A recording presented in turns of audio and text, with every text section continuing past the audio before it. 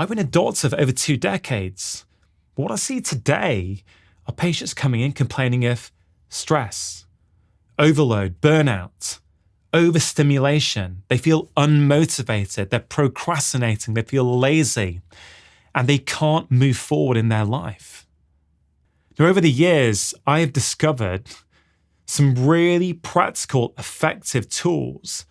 And in this video, I want to share with you 5 strategies that I have seen transform the lives of my patients. Most of them have transformed my own life as well. And I'm convinced that if you can start implementing them into your life, it's going to help you with your health, your happiness, and the quality of your relationships. One of the most transformative practices I've seen with patients and in my own life is to consciously think about death.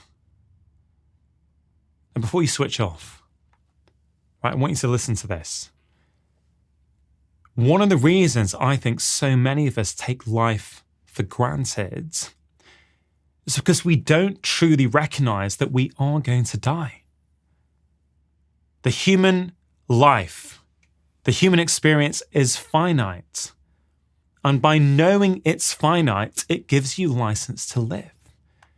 Once you truly understand that, it frees you, it liberates you so you can start living your life. I see this all the time with patients. Let's say they get a cancer diagnosis.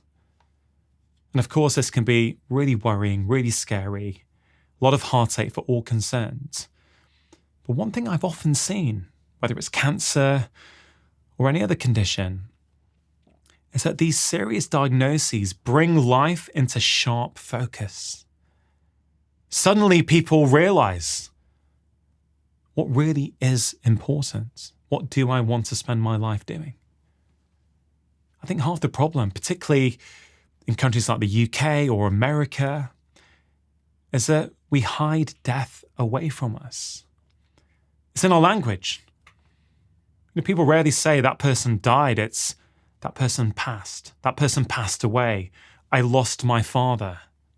We hide it. And I think that comes at a huge cost. By hiding death, we don't realize that it does apply to all of us.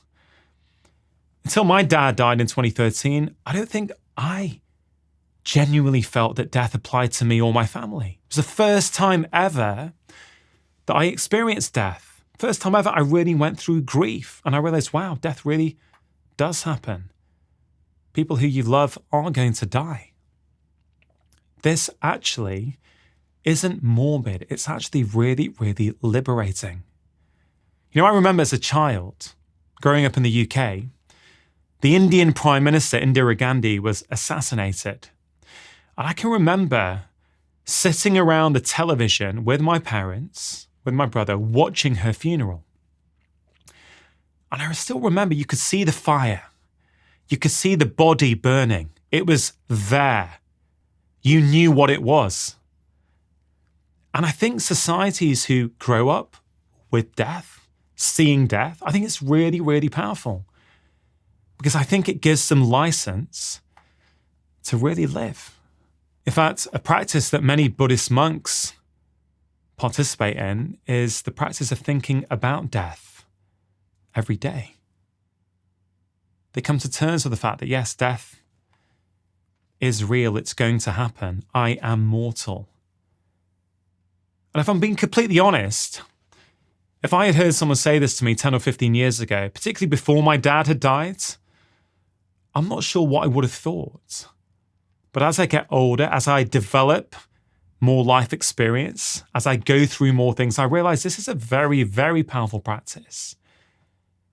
And I kind of think that these days there's a lot of talk about anti-aging. You know, can we reverse aging? Can we live to 120? Can we live to 150? And I do wonder sometimes, are we missing something about the human experience? That we're trying to deny that death is going to happen. But I think we can use death as a way of teaching us, as a way of giving us license to start living immediately. And I get that some people in the anti-aging world are not talking about that. They're simply trying to say, look, instead of being immobile and dependent in your old age? Can we do things right now in our 20s, our 30s, our 40s, our 50s, our 60s? Can we do things that mean that we're going to age better? And I'm all for that, but I do think we run the risk of becoming obsessed with anti-aging to the point where we stop actually living. You know, one of the most powerful conversations I've ever had on my podcast was with the palliative care nurse, Bronnie Ware. She wrote the book, The 5 Regrets of the Dying, and her findings have really, really moved me.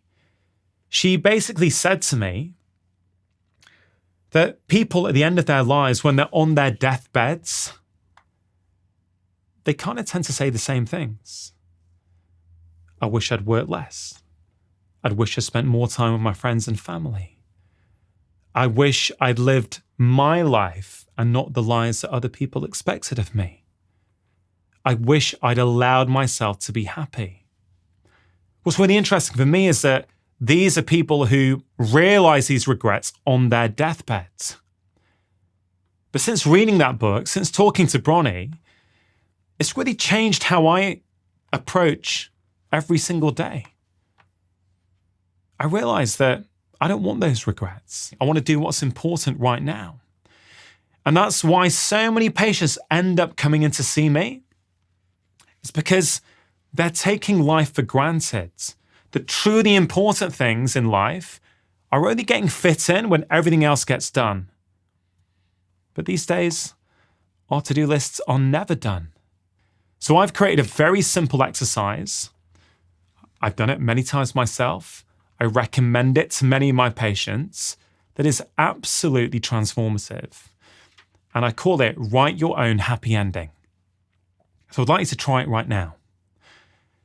Imagine that you are on your deathbeds. Right now, imagine. Look back on your life. What are 3 things you will want to have done? Or what are 3 things you will want to have spent time on? For me, I know my answer because I ask myself this question very regularly. For me, I will want to have spent quality time with my wife and my children. I will want to have done something that improves the lives of other people. And I will want to have had time to pursue my own passions. Those are my 3 things: relationships, passions, and doing things for other people. The second part of this exercise is in the present day, right now. And it's about creating 3 weekly happiness habits. You basically use those deathbed thoughts to create 3 habits that, if you did weekly, will give you the happy ending that you've just defined you want. Well, if I want those 3 things on my deathbed, what do I have to do in the here and now to get them? Well, one of my weekly happiness habits is I want to have 5 meals with my wife and children where I'm fully present. That's what works for me. It may not work for you. This is a very personal, individual exercise. But for me, in the context of my life, I know if I have 5 meals each week with my wife and kids where I'm not distracted with work, I'm not distracted with emails, I'm going to be fostering and nurturing those relationships. Doesn't mean I won't do anything else, right? But I've been very clear and I specify it, and it's on my fridge on a sticky note. The second one of my weekly happiness habits is about recording an episode of my podcast. If I record an episode of my podcast each week and I publish it, as I do and have been doing for over 6 years, well, I know that I'm doing something to improve the lives of others. And the third thing for me is, if I have time each week to either go for a long walk in nature or play my guitar and write some songs, then I know I'm finding time for my own passions. This is a really powerful exercise. Do not underestimate how powerful it is because the questions are simple. I challenge you, do both parts of that exercise, either right now or later on today. Maybe encourage other people in your world, your friends, your family, your partner, to do it as well. It brings a real intentionality to your everyday life. And I have my 3 weekly happiness habits written up on the wall. Doesn't mean I can't change them. I can change them over time if I want to. But it means I've got something to aim for each week. I know if I do those 3 things, even if I've got loads left to do, I haven't got through all my emails, I've still got work to get through, I know I'm still winning. I'm still focusing on what's truly, truly important. That exercise has changed my own life, and it's changed the lives of so many of my patients. How much time do you spend on your screen each day? How much time do you spend on your smartphone? So many of my patients come in and they are quite literally addicted to their screens. And often they don't realize the impact those screens are having on their physical health and their mental well-being.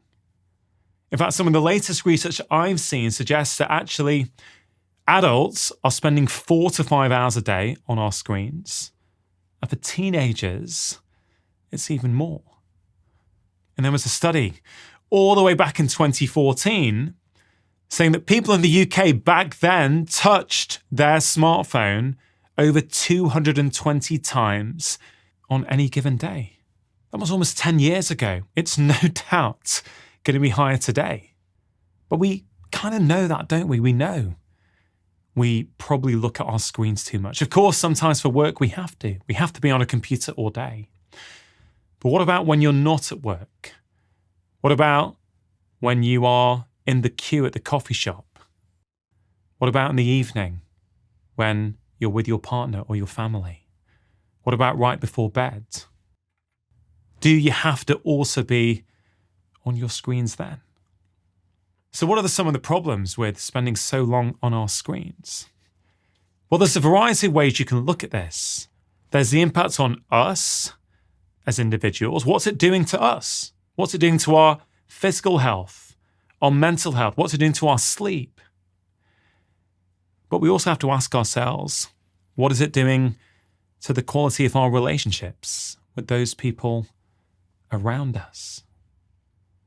What's the opportunity cost of being on those screens? What might you be doing otherwise? So you've probably heard before that modern technology is addictive. Smartphones are addictive. But the truth is, it's not your fault. If you struggle to put your phone down, it's not your fault. These phones have been designed for that very purpose. You know, I often talk about behavior change. I say if you want to create a new healthy habit, you've got to make the behavior easy to do. Make it easy, you're going to do it. Make it hard, you probably won't. Well, all of these technology companies understand the principles of human behavior. They know that if they make it easy, you're going to do it. Right? If you're watching Netflix, why does one video go into the next video? Is it out of the goodness of Netflix's heart? No, they're doing what they need to do for their business. They're making it much more likely that before you realize it's 11 p.m. and you've got to be up at 6 a.m. for work, before you realize that, you're already sucked into the next episode. So you stay up for another hour watching it, with a subsequent impact on your sleep, and then your mood, and then your performance the following day. In fact, the Netflix CEO said a few years ago that their biggest competitor was sleep. Just think about that for a minute. Their biggest competitor is sleep, and it kind of makes sense. I mean, one of the reasons why sleep problems just weren't that much of an issue, to the best of our knowledge, 10,000 years ago or so, is because when it was the end of the day, when it got dark, we might have a campfire, we might switch off and relax, talk, exchange stories, dance, be creative, but there wasn't that much else to do. Sleep wasn't competing with screen time. So you would naturally feel tired, and fall asleep naturally. Whereas actually today, you have to actively make a decision. A lot of us don't realize that the light from our screens is keeping us up. We know that light is a very powerful modulator of what we call our body's circadian rhythm. Think about it. You wake up in the morning, let's say in the summer, you go outside, there's sun there, there's light. That sends a signal to all the cells in your body that it's daytime now. It wakes your body up. It helps to coordinate all of the different clocks in the different cells of your body. But we also need that signal of darkness at night. So for many of us, these screens are keeping us up later. So instead of feeling tired, we actually think, no, I'm not tired yet. But it's the light from those screens that is doing it, but it's also the cognitive stimulation. Instead of winding down and exchanging stories and being with our loved ones, we're often still working. Or we go on social media, we read something negative and get into an argument with someone online. Of course we're going to have trouble sleeping. What about if you watch the news right before bed? If you're someone who struggles with your sleep and you watch the news before bed and you are ruminating in bed and worrying about the state of the world, maybe watching the news last thing at night is not helping you. Why would you infuse that negativity into your brain before you go to sleep? So the reality is, for pretty much all of my patients, reducing their screen time, particularly in the evening, has quite a transformative effect on their physical health and their mental well-being. Now, we're living in a sleep deprivation epidemic, no question about it. Scientists from Oxford University say that we are sleeping 1 to 2 hours less than 60 years ago. We may have lost up to 25% of our sleep. It's absolutely incredible.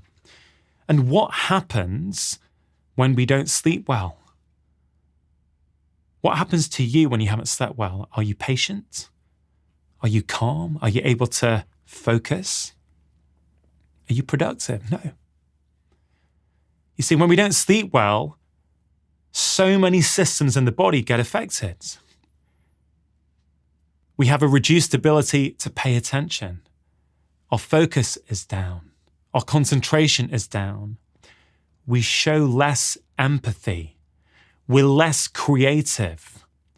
We eat more. Yeah, that's right, we eat more. The research shows us that if you're sleeping 5.5 hours a night compared to, let's say, 7.5 or 8 hours a night, on average, you eat 22% more calories the following day. So 5 days of sleep deprivation means that you could be eating a whole extra day's worth of calories each week just from sleep deprivation. And that's because of sleep deprivation's effects on the hormones leptin and ghrelin. Ghrelin is a hunger hormone. Leptin is a satiety hormone. So screens affect us in so many ways. And I can say this to you. You can hear it. You can read a blog. You can read an article. But the problem is, because they're so prevalent and because they're so addictive, so many of us don't make any changes. So what's it going to take for you to start making some changes? What steps are you going to put into place in your life, which mean you're not on your screens as much, particularly in the evenings, because that's going to have a transformative effect on your health, your happiness, and the quality of your relationships. Now, what about screen use in the day? See, one of the things I think that is affecting people the most these days is the fact that our downtime has been eroded out of our lives. We need downtime. Our brains love downtime. Have you ever taken a shower or been in the bath and come up with some of your best ideas? Have you ever gone for a walk and suddenly a problem that you were trying to solve, you've suddenly managed to solve? Well, that's because there's a part of your brain that we call the default mode network, or the DMN, that kicks into gear when you're not focusing on a specific task. And that part of the brain is responsible for all kinds of things. Two of those things are, it helps you be more creative and it helps you solve problems. So one of the big problems these days is because we're so focused on our screens all the time, we take them everywhere with us, we don't allow that part of the brain to kick in.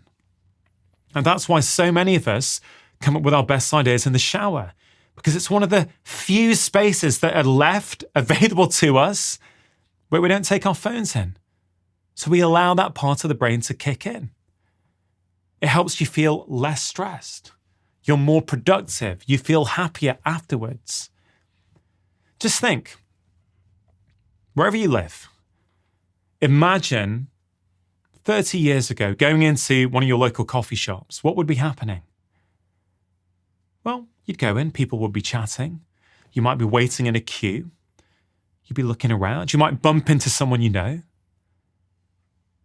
What happens today? Everyone's got their head down. Everyone's looking at their screens. Everyone's trying to take a quick moment, get a few emails done, have a cheeky check on social media. I get it. In isolation, there's nothing wrong with those things. But when you add it into everything that's going on in society and how much we're looking at our screens, it starts to become really toxic, because those are micro moments where you could be switching off. You could be allowing yourself to breathe, your mind to breathe, your brain's default mode network to kick in. But you've got to give it that downtime. So I think our overuse of screens is affecting our sleep, which then is affecting our health and our relationships. But it's also affecting the way our brains work. It's also affecting the levels of stress we feel. That's why I think so many of us feel burnt out and overloaded and overstimulated, because we're not having those little moments of downtime. So how can you start to bring those things in? Look, a few years ago, I had a patient, a 16-year-old chap called Devon, who came in to see me. And it was him and his mum saying, listen, the hospital has asked us to come in so you can prescribe an antidepressant. And it was really interesting to me because I knew this family pretty well. I was totally shocked that this kid had ended up in the emergency room. I spent a lot of time with him that day. I asked him to come back the next day so I could spend longer to really understand what was going on. And of course I did all the checks that I had to do as a medical doctor. But it was really clear to me that there were certain things going on in his life that could be affecting his mental well-being.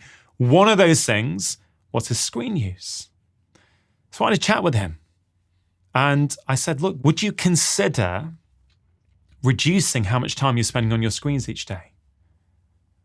And he goes, well, do you think it's going to make a difference? I said, it might do. And so what we started off with was 1 hour before he went to bed in the evening, I said, I want you to go off your screen. No social media, nothing. He said, is that it? I said, yeah, that's all. I'll see you in 7 days. Now, 7 days later, he comes back to see me. And he's starting to feel a difference. Just that simple act alone meant that he was sleeping better. And that's what he said. He said, look, I'm sleeping better. I've got more energy. I generally feel better. Over the next few weeks, I increased that to 1 hour in the morning and 1 hour in the evening. And again, he's starting to progressively feel better and better. After 4 to 6 weeks, I spoke to him about his diet. And he was having a very modern processed junk food diet. And I said, you're having a lot of blood sugar ups and downs throughout the day. When your blood sugar goes up and then crashes down, that's not just a blood sugar and an energy problem. That's a mood problem, because when your blood sugar crashes, that's a stress signal to the body. That's an alarm sign. That's not helping you. By changing his diet to have more protein and more healthy fats. So in the morning, instead of a sugary cereal bowl, he would have eggs and avocado. He would have olives or nuts to snack on. Just by making those changes, his blood sugar became more stable. These changes completely transformed his life. I didn't see him for a little while after that. And about 6 months after he first came in to see me, I got a letter from his mother saying, "Dear Dr. Chatterjee, I just want to say thank you. Devon's like a different person. He's happy, he's engaged, he's got friends, he's doing things in his local community at weekends." And it was all down to these changes. That first change was changing his relationship with his screens. Now, I could give you countless stories of other teenagers, other adults, people in middle age, who are also improving their lives when they reset their relationship with their screens. So I'd really encourage you, have a think. Where could you do this? Where can you start to make a change? Could you have some rules at home? That over the dinner table, you're never going to have any screens. That's the rule I have in my house. I'm married, I've got 2 young children. We have a rule. Breakfast, lunch, and dinner, when we're eating them, there are no screens or smartphones allowed at the table. Now, if that sounds a bit draconian, think back to 20 years ago. Did you have screens at the dinner table then? No, for the bulk of human history, we didn't. But somehow we've allowed this kind of sacred place, the dinner table, to be infiltrated with screen time, so people are being distracted. This is a massive, massive issue for relationships.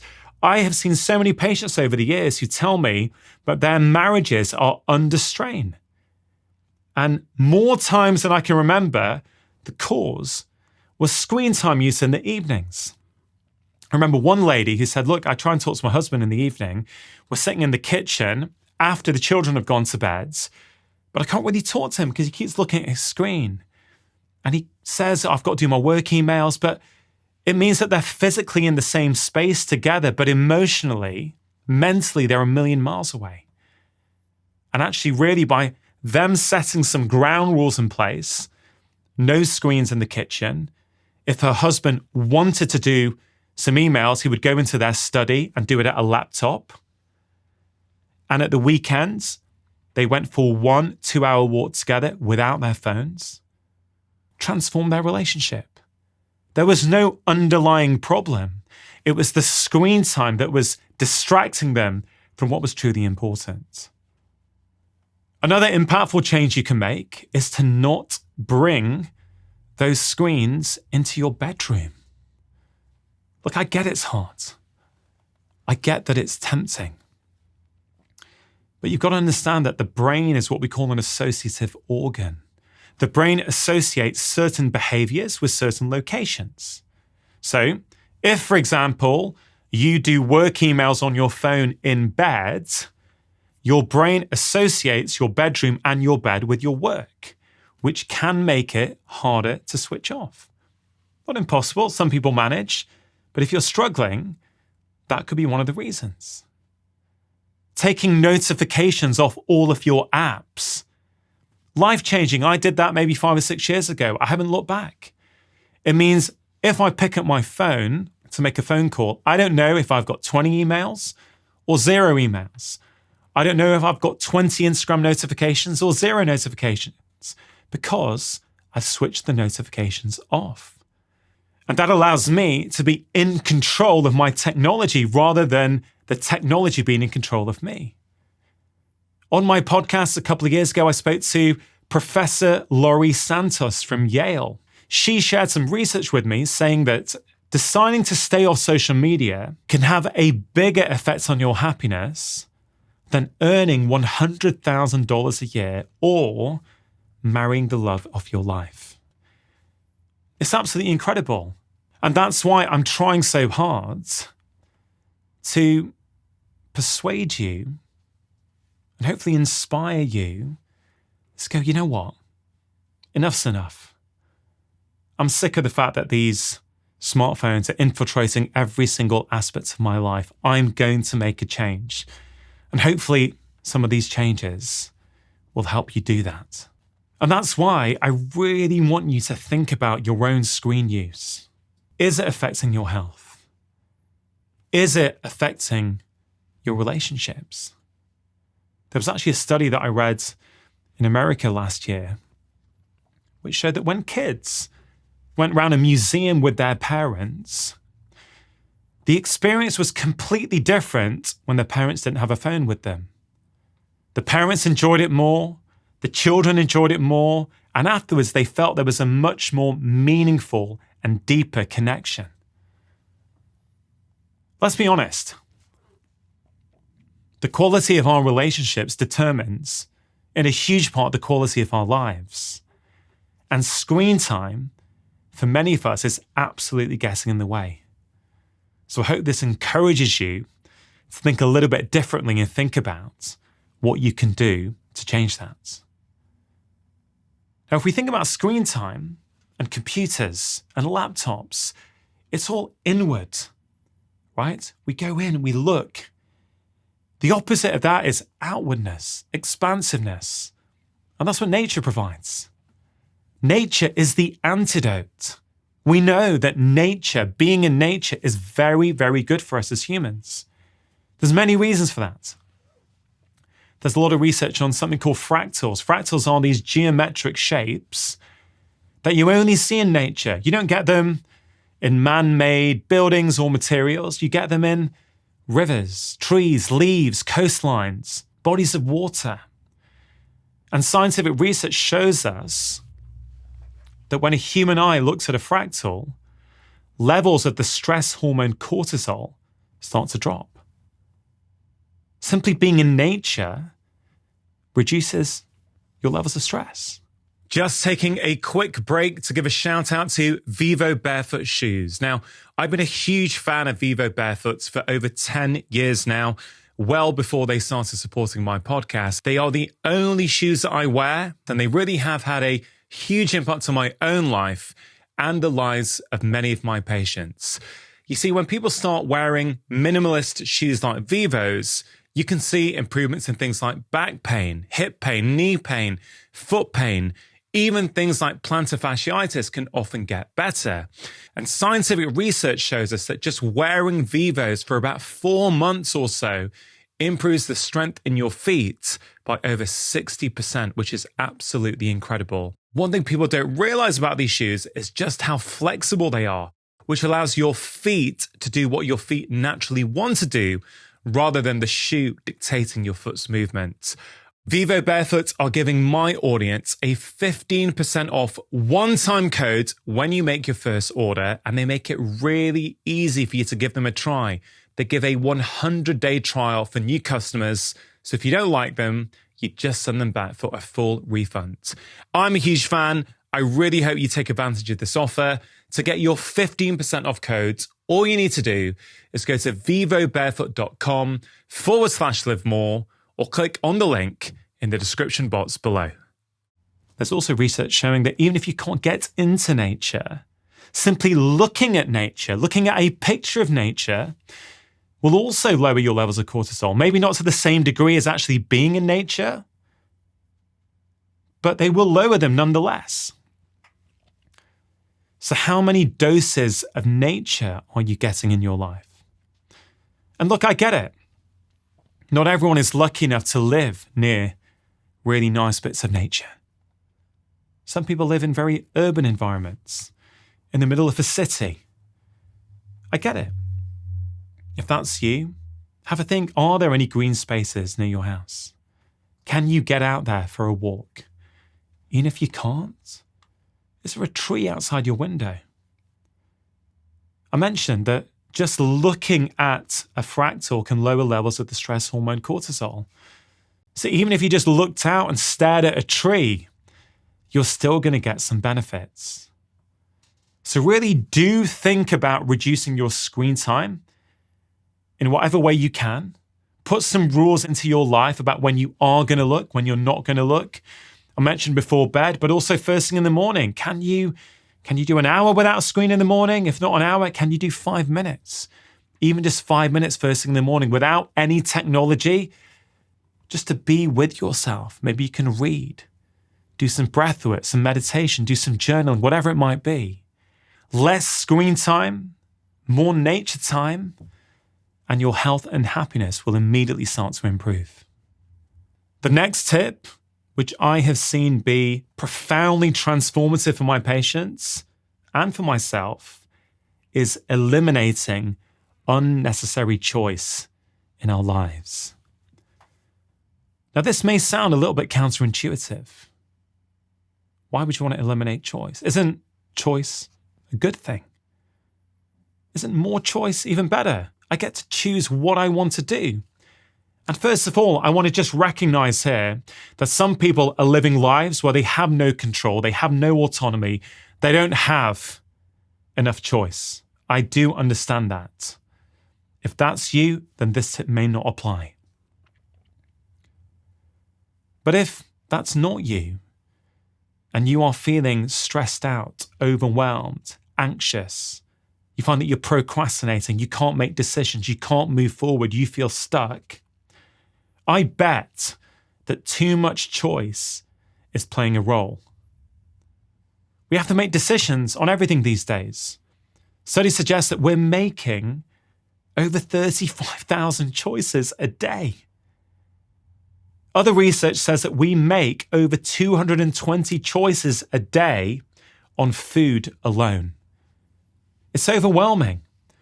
And one thing we really have to understand is that every time you're making a choice, it's taking up some of your cognitive capacity. You may have heard me talk in previous podcasts or in previous videos about something called micro-stress doses. Right? These are little hits of stress that in isolation we can deal with just fine. But when those doses go on top of one another, they build up, they mount up, they get us closer to our own personal stress threshold. And when we get to our threshold, that's when things go wrong. That's when we fall out with a work colleague. We have a row with our partner. Our back goes into spasm. Our neck starts to ache. And we often think it was the last thing that we did that was the problem. But it usually wasn't. It was the build-up of these micro-stress doses throughout the day. Every time you make a choice that doesn't matter, that's a micro-stress dose.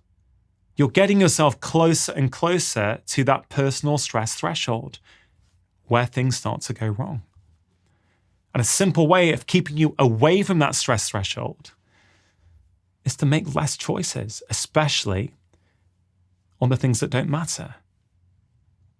You know, President Barack Obama, Mark Zuckerberg, these guys are famous people who are well known for wearing the same thing every single day so they can save their cognitive capacity for decisions that matter. Eliminating choice from your life will have so many benefits. You make better decisions when you don't have to choose on everything. There was some more research showing that for food companies, if they offer 28 flavors of a food product compared to 5 or under, sales go down. When they offer just 3, 4, or 5 flavors, sales go through the roof. Because if you've got choice, if you've got infinite choice, you're always wondering, did I make the right one? Would that other choice have been better? And often you then procrastinate and end up doing nothing.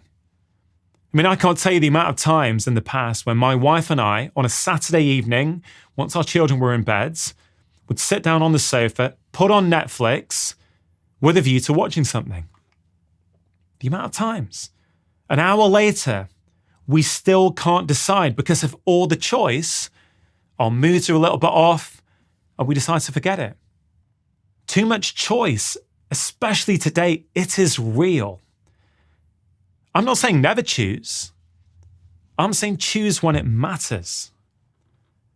Look, I'm a doctor. So people's health is something that's very, very important to me. Now let's take something like, exercise. We know that moving our bodies more is better for us. It's better for our physical health And many people now realize it's very good for our mental well-being as well. But what often happens, and I've seen this with so many patients over the years, what often happens is this. Let's say people are online. Let's say they're on Instagram and they follow someone who says that yoga is amazing. They follow someone else who says Pilates is amazing. They follow someone else who says, I run and do 5Ks each week. Someone else does strength training. And it's overwhelming. They're like, yeah, God, that yoga sounds good. Pilates sounds good. Running sounds good. Walking sounds good. Strength training sounds good. Which is the best one? And they try and weigh up the decisions. In the meantime, they're not doing anything. They're not moving their bodies.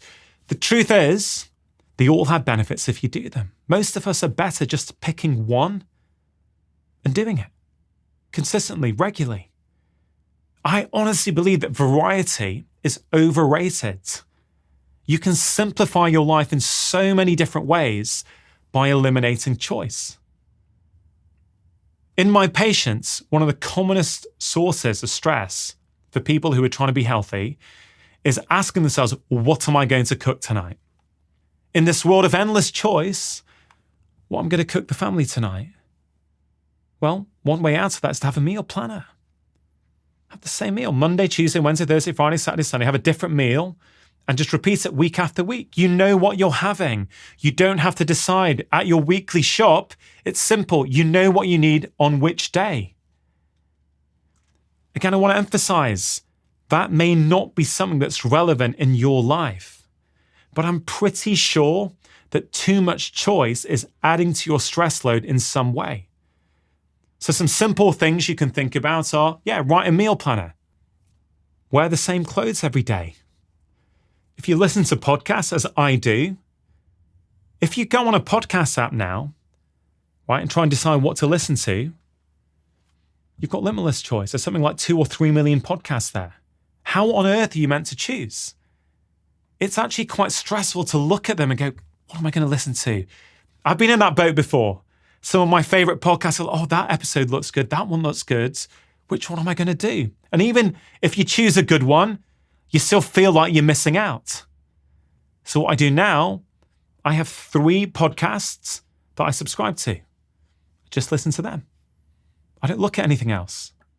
I've got 3 podcasts I subscribe to, which give me the content, the quality, and the variety that I want. And I just stick to them. They are good enough. Of course, there are other great podcasts out there, but those 3 work for me.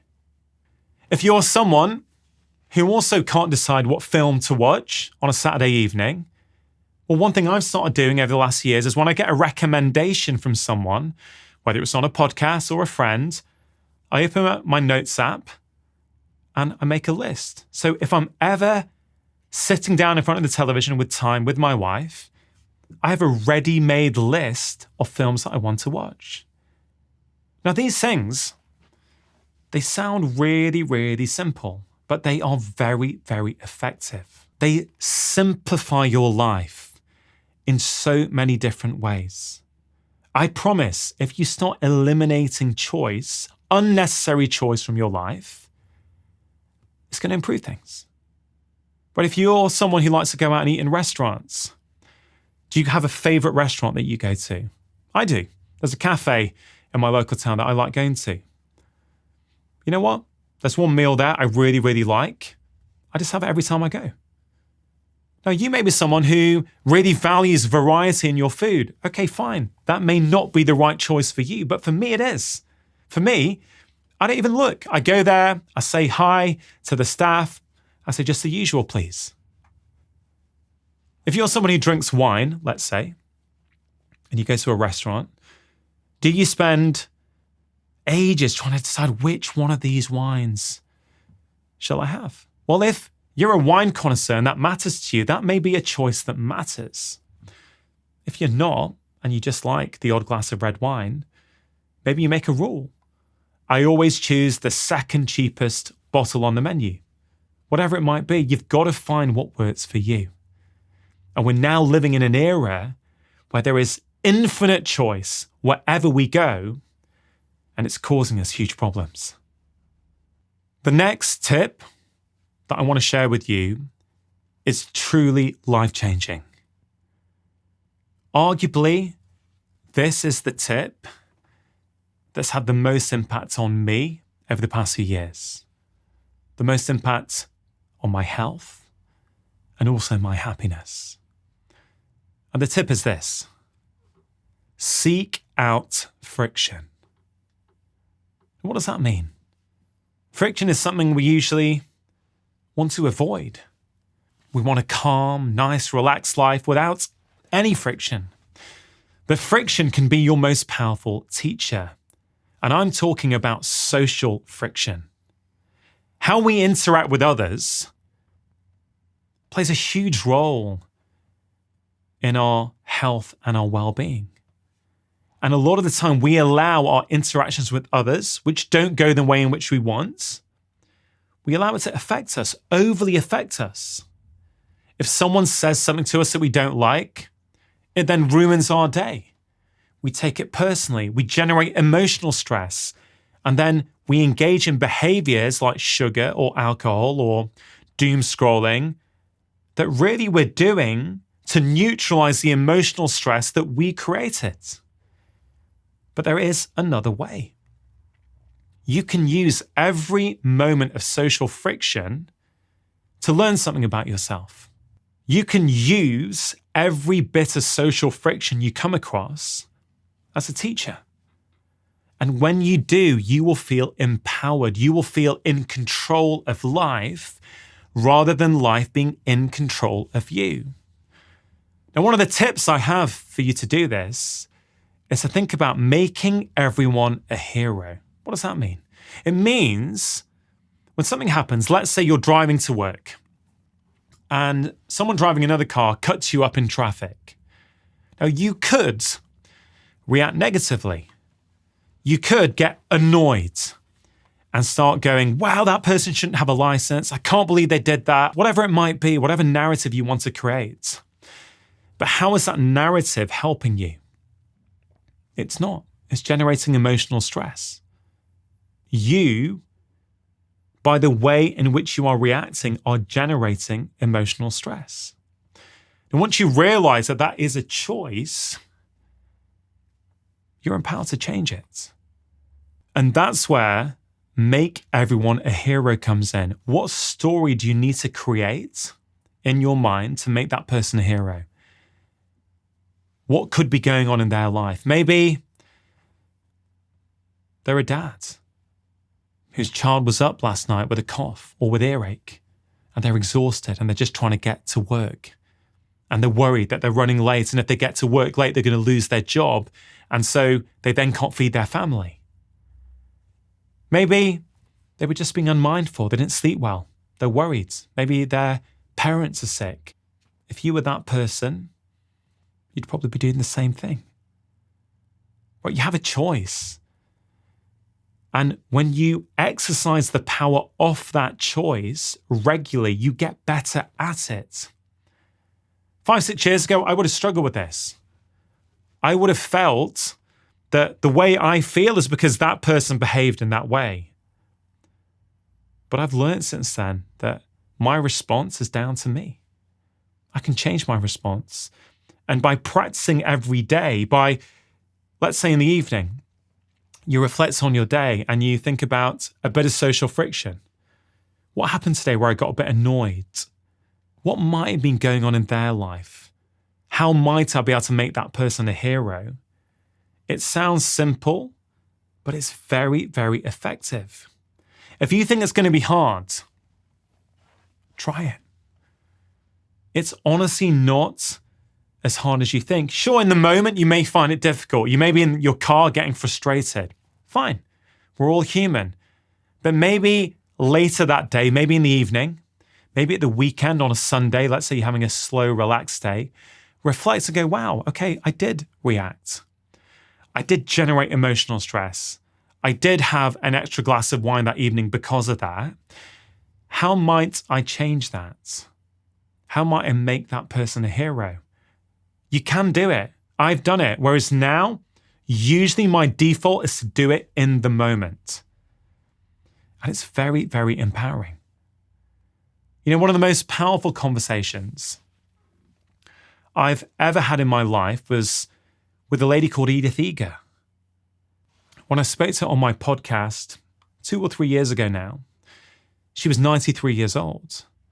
When she was 16, she was getting on with her life. She was at home with her parents and her sister. She grew up in Eastern Europe. They got a knock on the door and they were put on a train to Auschwitz concentration camp. Within 2 hours of getting there, both of her parents were murdered. And later that day, because she was a dancer, she was asked to dance for the senior prison guards. Now, there's so many things about that conversation I remember. But the first thing was that she said to me, Dr. Chatterjee, I never forgot the last thing my mother said to me. She said, Edie, nobody can ever take from you the contents that you put inside your mind. So she said to me, when I was dancing in Auschwitz, I wasn't in Auschwitz. In my mind, I was in Budapest Opera House. I had a beautiful dress on. There was an orchestra playing. There was a full house. In the hell of Auschwitz, she managed to reframe things in her mind. She chose a story that empowered her. Now, that's pretty incredible. When she said that to me, I hadn't heard anything like that. Then she said to me, when I was in Auschwitz, Dr. Chatterjee, I started to see the prison officers as the prisoners. They weren't living their life. In their minds, they weren't free. In my mind, I was free. It was really, really powerful. And one of the final things she said to me, I have never forgotten. I pretty much think about it every single day. She said, Dr. Chatterjee, I have lived in Auschwitz, and I can tell you, the greatest prison you will ever live inside is the prison you create inside your own mind. That's what we all do. We go around the world. We get on with our lives and someone maybe at the coffee shop steps in front of us in the queue. They probably had never even seen us. It was an accident. But we create a mental narrative that they were being inconsiderate and they should have known. We generate emotional stress within ourselves. We do it everywhere. What about an email from your boss that you don't like? You get frustrated. My boss should know better. I've worked at this company for years. They should know better than to email me like that. I know what I'm doing, whatever it is. You are generating emotional stress. And you can actually reframe that situation with practice. Now, I want to make something really clear. I'm not saying that you should put up with poor behavior. I'm not saying that. I'm saying if you can develop the skill of staying emotionally neutral and really understanding that your response comes from within you, you will start to change your life. Let's say you don't react to that email. Let's say that email comes, you take a beat and you go, wow, isn't that interesting? My boss doesn't normally send me an email like that. I wonder what's going on in their life. I wonder if any of their relationships are under strain. I wonder if my boss's boss is putting pressure on them. If you approach it with curiosity as to what might be going on, how can I reframe this to tell myself a happiness story rather than a story that causes me harm? You're going to be better emotionally regulated. Your lifestyle behaviors are going to be much better, and you're going to be better able to change things. You're going to be better able to not send a rash email back that you then regret. And the following day, you're going to be able to go up to your boss, perhaps, and say, hey, listen, yesterday you sent me an email. Is everything okay? Like, it came across as quite rushed and as though you didn't value me. I don't know if that's just what you meant. Your boss may say, hey, look, I'm really sorry. I was in such a mad rush. I didn't mean any of it. I just fired it out quickly before a meeting. I'm so sorry. Or it may be that your boss really did behave poorly. But you can then say, listen, I think I work hard. I don't think that was called for. Whatever it might be. But the key point I'm trying to get across, and why this has transformed my life and the lives of many of my patients, It's because so often we feel as though we're a victim to life. We think that the way we feel is down to other people, and when other people start behaving better, I'm going to be okay. But the problem is if you're waiting for the world around you to behave in a certain way in order for you to feel good, you could be waiting a very long time.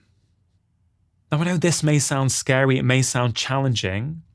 I promise you, if regularly you ask yourself, what bit of social friction came up in my life that I reacted to? How might I react differently? Over time, you will start to change things. And really, what has helped me the most is that conversation with the Edith Eger. If ever I'm stewing over something in my own life, if ever I think, no, I can't reframe that, that was really bad, they shouldn't have done that. You know what? I think about Edith in Auschwitz, and I think, Rangan, if she could reframe things in Auschwitz, you can probably reframe this in your own life. So I've used that as inspiration. Now, just a quick note. I understand that many people have got really tough lives, and there's a lot of toxic behavior out there. This whole idea about reframing things to help you, I'm not really talking about serious traumatic events such as domestic violence. I just want to make that really, really clear.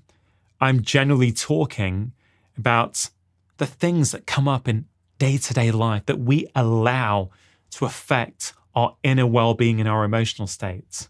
And if you can master this, even if you get 10% better at this than you currently are, you will start to feel much more in control of your life.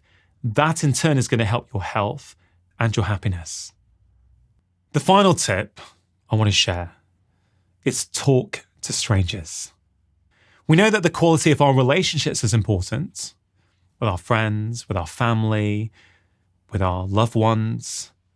Those close, intimate relationships, yes, are a very, very important predictor for our health and our well-being.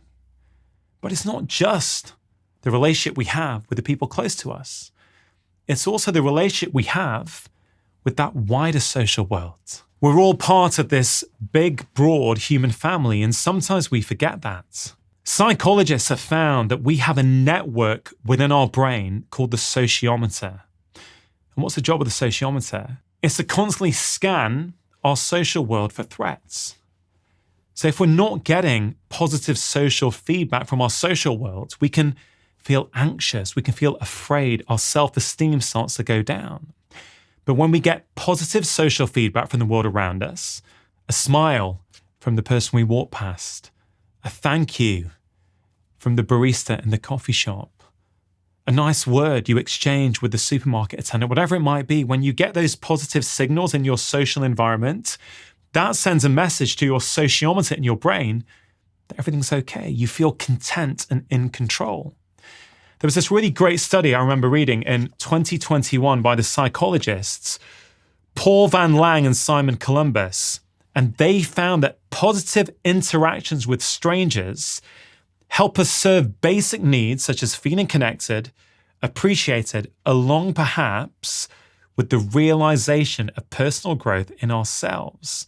And their advice was for people to initiate brief interactions, even a smile, to strangers, because doing so supplies us with a critically important social nutrient that they call vitamin S. I mean, isn't that great? We often talk about taking our vitamins for our physical health, but this is about vitamin S, the social vitamin, because that's who we are. We're social animals. Many of us are realizing more and more in our modern world, we're becoming more and more isolated. I mentioned before about being in a coffee shop and not looking around, looking at your screen. Yeah, I mentioned the default mode network, the impact of screens on our sleep. But what about the impact on loneliness and isolation? What happens when these micro-moment opportunities for connection are being lost? the more you can interact with strangers. And I'm not talking about a deep and meaningful chat. I'm simply talking about looking at people, looking them in the eye, smiling at them. Sure, if you're an extrovert like me, it's going to feel easier. But the research shows us that even for introverts, if you can talk to strangers or interact with strangers in some way, you're going to feel better. In a coffee shop, can you start saying hi? If you feel nervous, can you smile at the barista, say thanks? It gets easier the more you do it. But what's really interesting is how our brains work against us. Social interaction, whether it be with close friends and colleagues and family, or whether it be with strangers, is very powerful. But often our brain is trying to talk us out of it. There was some great research done in Chicago by Professor Nick Epley, where he studied commuters. And he basically took these commuters into 3 groups. One group were told to keep themselves to themselves, not interact with others. One group was asked to do what they would usually do. And the third group was asked to do something quite shocking and radical these days. Reach out to someone, say hello, and start a conversation. Now, before the test began, he asked all of the participants how they would feel if they were asked to do the third option, to reach out, say hello, and strike up a conversation. And they basically thought they wouldn't like it. They'd feel less content and less happy. Interestingly enough, afterwards, every single person in that group who did reach out, they felt better, they felt happier afterwards, and that happiness lasted for the duration of the day. But also really interestingly, they were asked how many of the people that we reach out to are going to enjoy being reached out to. And they predicted that only 40% would actually enjoy it. Afterwards, when asked, it was 100% of them. People liked reaching out and talking to others, and the people who were spoken to enjoyed the fact that that had happened. Now, that was just one study in Chicago, but it's been replicated in many different cities around the world, including in London. Now, I get it. You've got to be respectful. Some people will not want to be disturbed. Some people will be using their time on their commute to catch up with some work or listen to some music.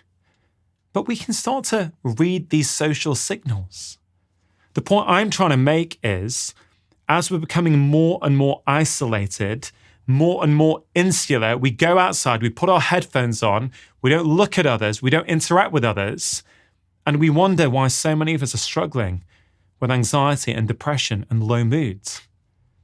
We're social animals, right? We need to interact with other people, of course, in a safe fashion.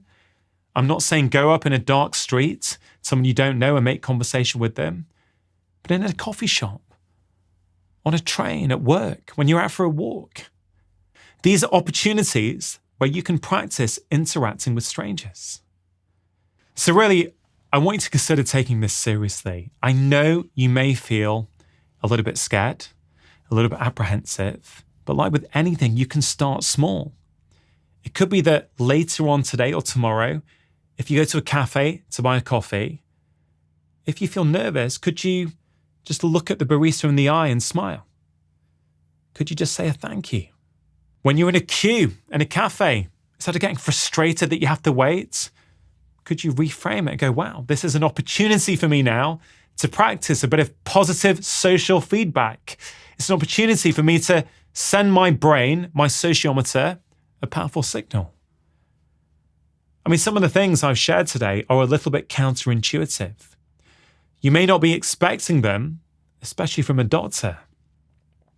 But I found these tips are incredibly powerful. I figured out over 2 decades of medical practice that these are the tips and techniques that really move the needle. These are the bits of advice that help people feel better about themselves and then help them make better decisions, which in turn improves their health and happiness. Is it really possible to isolate 5 minutes and for happiness and health? Yeah, 100%. Look, it sounds a bit like a gimmick, doesn't it? 5 minutes.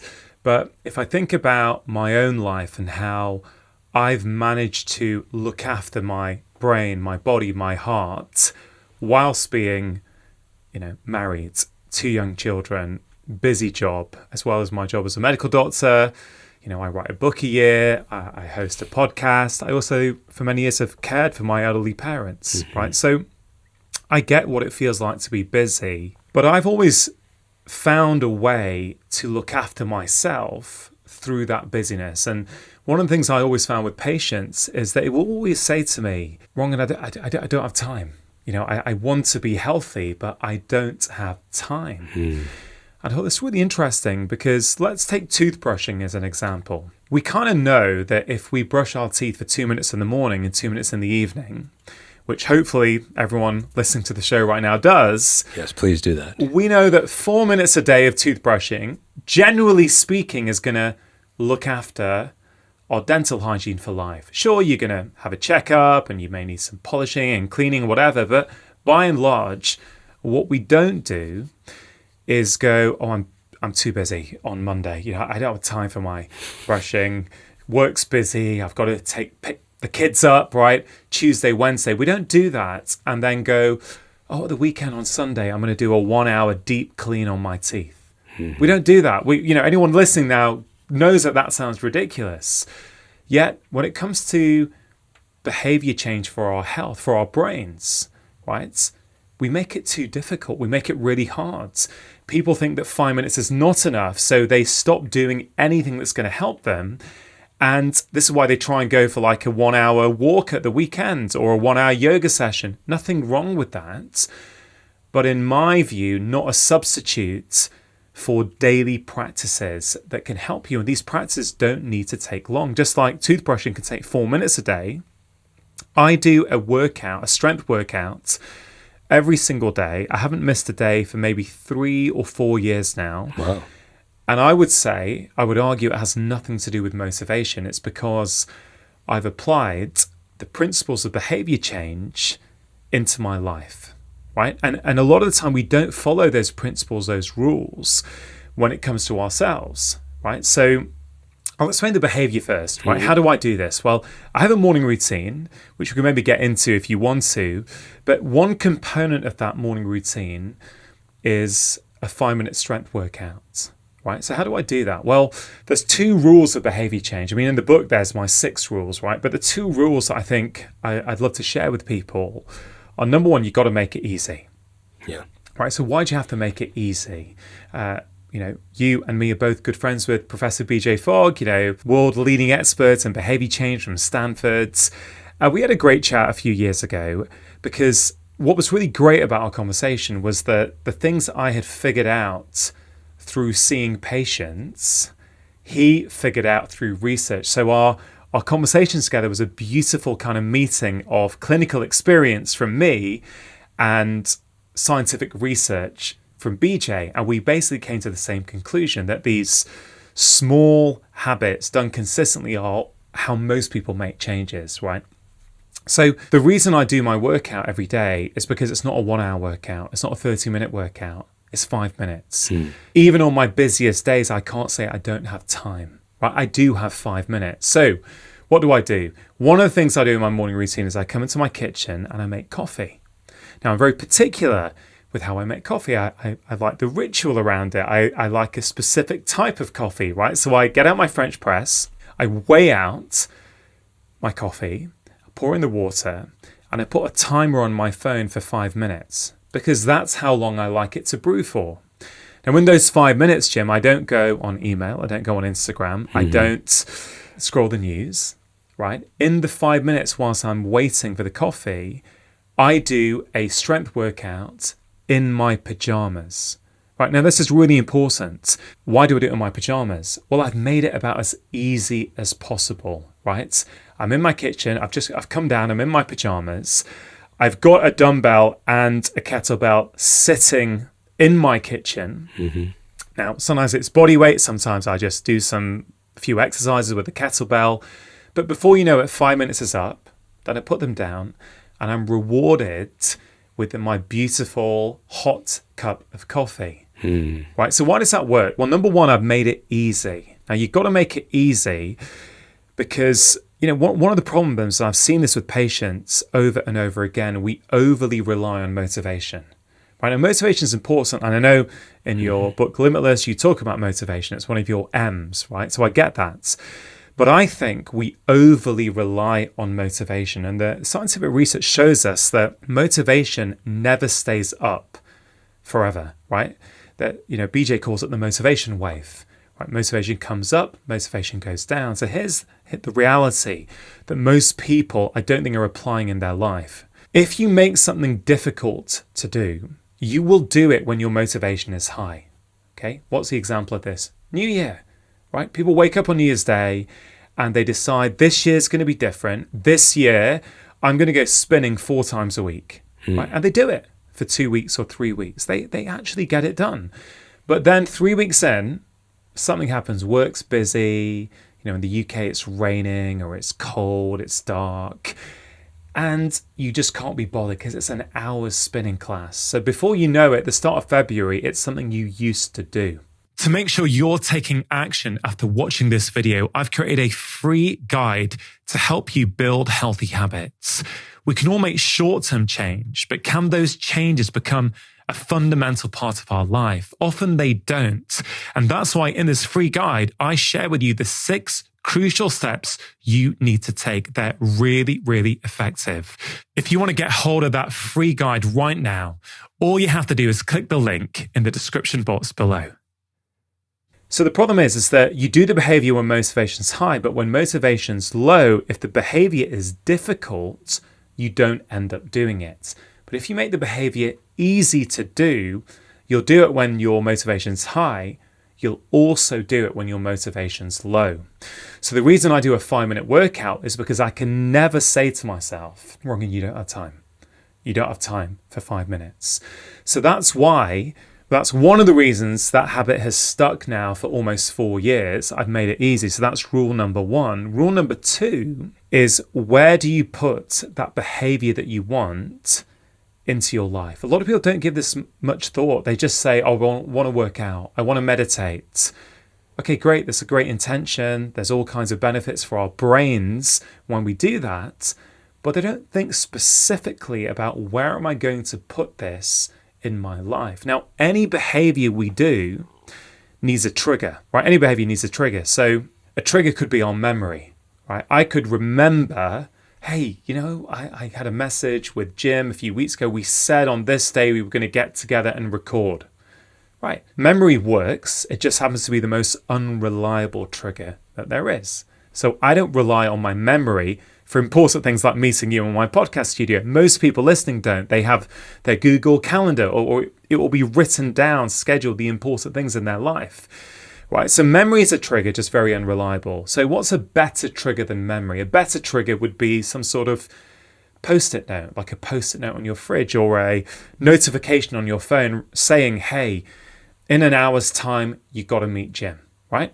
That also works, but the very best trigger for a behavior, as evidenced by the scientific research on behavior change, is when you stick that new behavior on to an existing habit.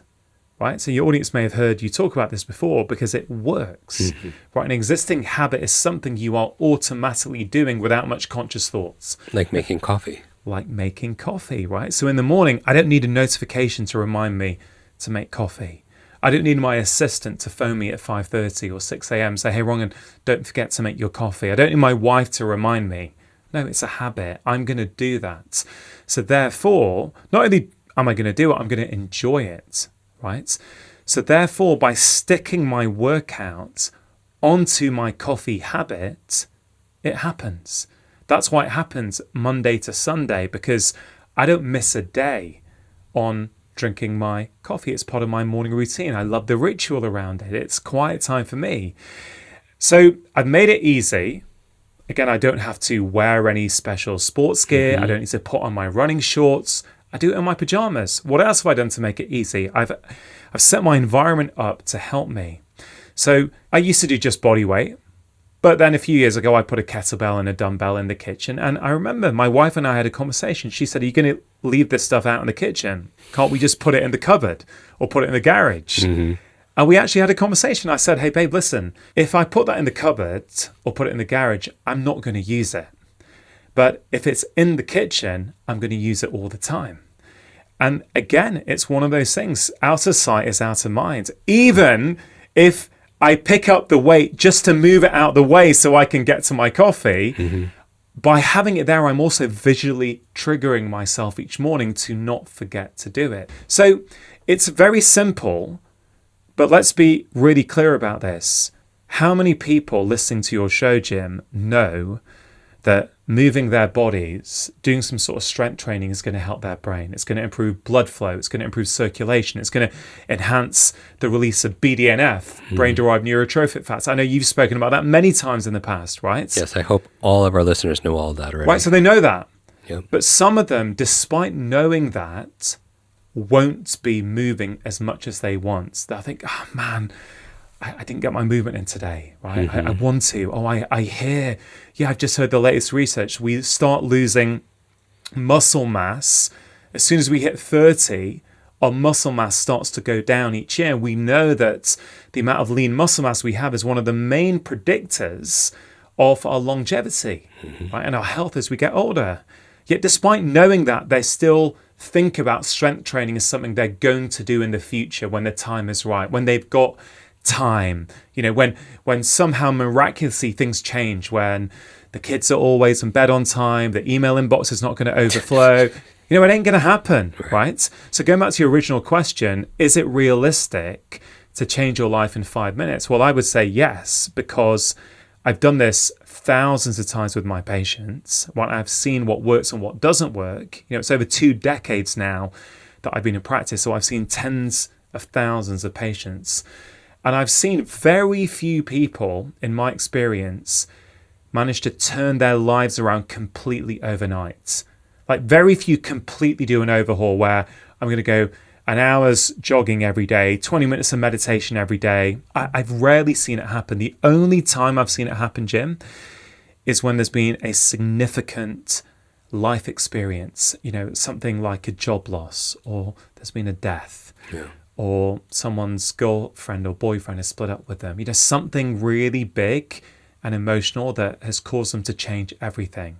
Sure, you can change your life overnight when that happens. But apart from that, I just haven't seen it that much. I've seen that these small changes actually are the ones that add up. So in my life as a busy doctor, as a busy father, as a busy son, right, as a busy husband, I haven't missed a 5-minute strength workout a day. So that means, what does that mean? That means in a week, I'm doing minimum 35 minutes of strength training, right? And multiply that over 4 years. That's a lot of strength training, right? But I don't need motivation. I've set up a system whereby it happens. Now, the beautiful thing about 5 minutes is that, sure, some days it'll be 4 minutes, right? But on some days, I'll have time, I'll be feeling good, it will be 10 minutes, right? But the requirement to myself is that I at least do something whilst my coffee is brewing. And then, BJ talks about rewarding yourself for these behaviors. Well, I get the beautiful reward of a hot cup of coffee the way I want it, and then I continue my morning routine. But just one more thing, Jim, on that, which I really want people to understand is business, big business, understand the rules of behavior change, right? They understand it and they apply it. So when Amazon went to one-click ordering, right, and I think that was about 10 years ago now, estimates say their profits went up by $300 million a year, right? Now, why is that? Well, think back to before one-click ordering. What did you have to do? You scanned, you chose what you wanted.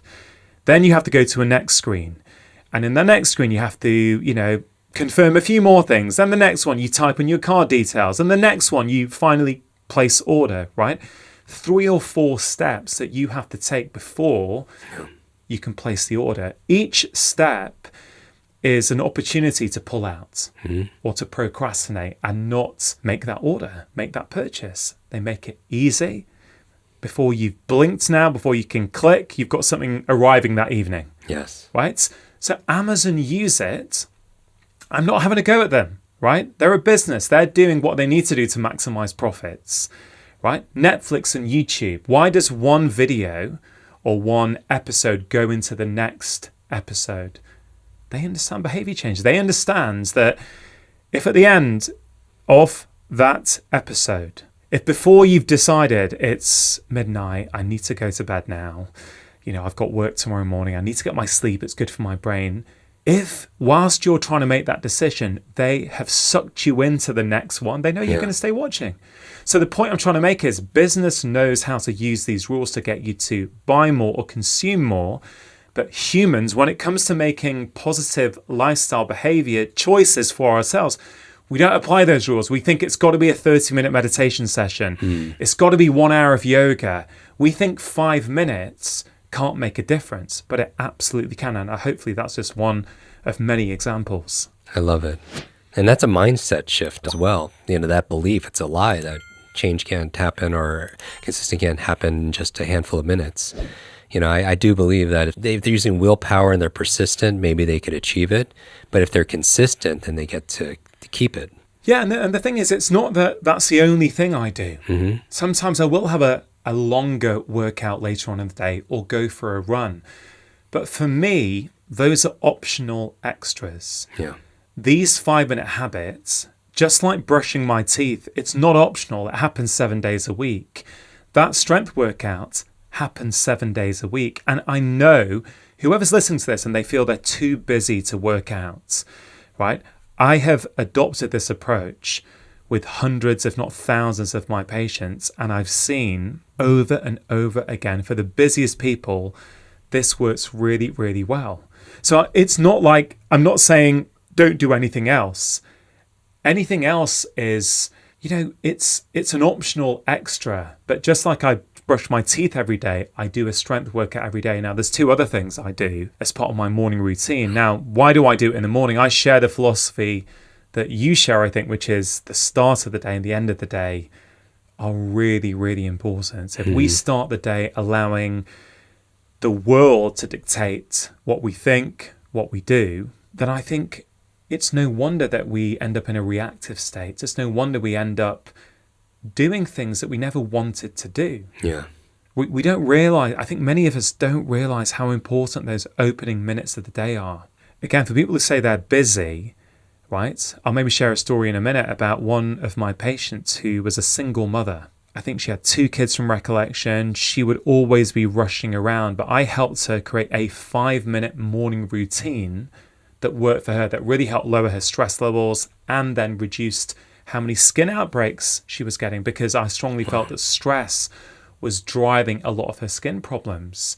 And so I have this little framework for a morning routine that maybe I'll share with your audience. Yeah, and let's do it. Again, maybe it sounds ironic as a doctor. I don't like giving set prescriptions to people because I understand we're all different. We all have different preferences.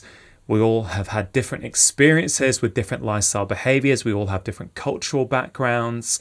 So I like to create frameworks that people can then personalize for themselves. So the framework I use to create my morning routine that I use with my patients to help them create theirs is what I call the 3 M's. Okay. The first M is mindfulness. The second M is movement. And the third M is mindset. Right. So let's start with the first M, mindfulness. Some form of activity that you enjoy that's going to help you be more mindful. Okay, so it could be meditation. It could be breath work. It could be journaling if you want, like some form of mindful practice. Now, for me at the moment, it's breath work. Right, so I'll get up. Now, I'm early to bed and early to rise. That's a choice I've made, particularly since I've had children, because I realized very early on into my career as a father that I'm a better human being, I'm a better dad, I'm a better husband, I'm a better doctor when I've had time to myself each morning before the family are up and about. I think there's some self-awareness there that I've learned that I function better when I get up early and have time to myself. So I always get up early. These days it's about 4:30 or 5. Again, I'm not saying people have to do this. I don't use an alarm clock. I naturally wake up then. And so I'll come downstairs and I'll do some breath work. Now, I'm at a point in my life where I do have a bit more time. So it is more than 5 minutes now for me. But it wasn't for many years. It was just 5 minutes. And I want to make sure people understand that, because you can get benefit in probably less than 5 minutes even. So let's say it was 5 minutes of breath work. Okay.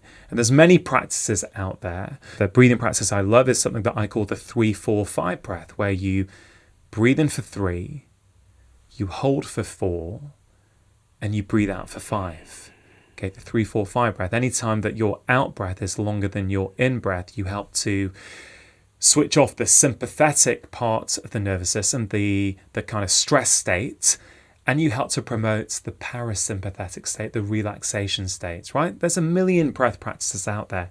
You don't have to do this one, but for many years, this is what I did, okay? People should find the ones that they enjoy, that work for them. So the first M is mindfulness, right? So you choose a practice. The second M is movement, right? So I just shared already my 5-minute movement practice whilst my coffee is brewing, right? So I've done my breath work in the living room. I come into the kitchen, make my coffee, do my workout whilst the coffee's brewing. And then that leads me nicely onto the third M, which is mindset. All mindset means for me, you could do affirmations if you want, but what I like doing, I, like you, am a big fan of reading. I like to read a positive or an uplifting or a thought-provoking book first thing in the morning. So I've got the rewarder for my nice cup of black coffee that I've made the way I like it. I've always got 3 or 4 books kicking around my kitchen and my living room because I don't want procrastination. I don't want to come down in the morning and go, oh, where are the books? Oh, which one shall I read today? You know, like I said with Amazon and the order, every decision you have to make, right, it's a reason to procrastinate. It's a reason to pull out. So I've made the choice to read something. And this happens every day. This happens 7 days a week. Right? Again, I've automated it. So I don't need to think. And that's why it happens every day. So again, I'd encourage people to, if they find it useful, and of course, some people, it's not going to resonate with them, but for people who do, give it a try. Try that 3M practice in the morning. See if you can personalize it for yourself. And just to close the loop on that 42, I think she was 42-year-old single mother who said she didn't have time. I taught her the 3Ms. And you know what she did? She did 1 minute of 3-4-5 breathing. So that was for her mind. She did 2 minutes of yoga. She just chose some of her favorite moves. 2 minutes of yoga. And then for the final mindset, she did 2 minutes of affirmations. That was it. 5 minutes total. 5 minutes total, right? And what that did is it showed her how she could feel. She never knew. She didn't experience that feeling of calm and control. And she did that first thing in the morning. 5 minutes, skin got better, stress started going down. And a few months later, she then expanded that into, I think, 20 minutes, 25 minutes. So the reason 5 minutes is so powerful, A, it works in and of itself. But once you realize how good you can feel with 5-minute practices, very quickly, you want more, right? So you naturally start to do more. So yeah, I coming back to your first question, can you change your life in 5 minutes? Absolutely. Yeah, that's positive proof of it. Well, you want to challenge people who are listening or watching this right now? What can they do?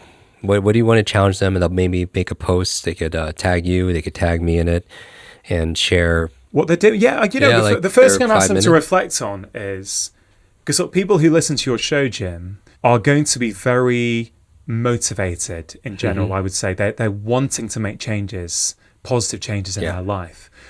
Right, so I want everyone listening to think back now and go, what was the behavior I tried to bring into my life that I wasn't able to make stick? And then think about those 2 rules that I've just outlined. Number 1, you've got to make it easy. Number 2, you've got to stick it onto an existing habit. I bet that the majority of people who weren't able to make that behavior stick were not following at least one of those rules. Of course, not in every case, but in most cases I found they made the behavior too hard or they hadn't been intentional about where to put it. So first of all, reflect on that. And then I guess the challenge would be, what's one thing, right? Let's not make it difficult. Yeah. Right? There's all kinds of lifestyle behaviors you're going to hear about on this podcast, on Instagram, on social media. The problem is we've got too much information these days. It's like, I need to do yoga and Pilates and martial arts and this. You can't do it all, right? Pick one thing and apply those 2 rules, break it down to something really, really simple, and intentionally stick it onto an existing habit. Maybe borrow my 5-minute kitchen workout if you want, right? If you want to, you want to see what I do, there's a video on YouTube called 5-minute kitchen workout, right? But it doesn't matter what you do your favorite moves, whatever it is, it doesn't matter. And then, maybe tag you and me on social media, let us know what you're doing. I love it. That's all you have to do. And so just one more thing, Jim, I just want to say, for people who are skeptical about 5 minutes, I spoke to an amazing psychotherapist on my show called Julia Samuel once. And she said to me, Rangan, your book, Feel Better in 5, actually saved one of my patients' lives. I said, what do you mean, Julia? She said, I had a patient who was really bad, suicidal, in a really, really dark place. Everything felt too much for that individual. And I gave them your book. And I said, just pick one thing. And she said it was unbelievable because actually, by making it so simple, he actually started to do them, right? He started off with 5 minutes and, bit by bit, he made other changes and now is doing very well, right? But that was really profound for me because I knew 5 minutes worked because I've seen it over and over again with myself and with my patients. But when Julia told me that about one of her suicidal patients, I just want to share that because I know someone listening will know someone who is not doing well. So please do share those techniques and principles with them. It really doesn't need to be hard. If you found those tips useful, I think you are really going to enjoy this video all about burnout, what causes it, and what you can do about it. One of the worst things in life is when you've got no energy. Every day feels like you're on a treadmill. I've been a medical doctor now for over 21 years, and this is one of the commonest complaints I see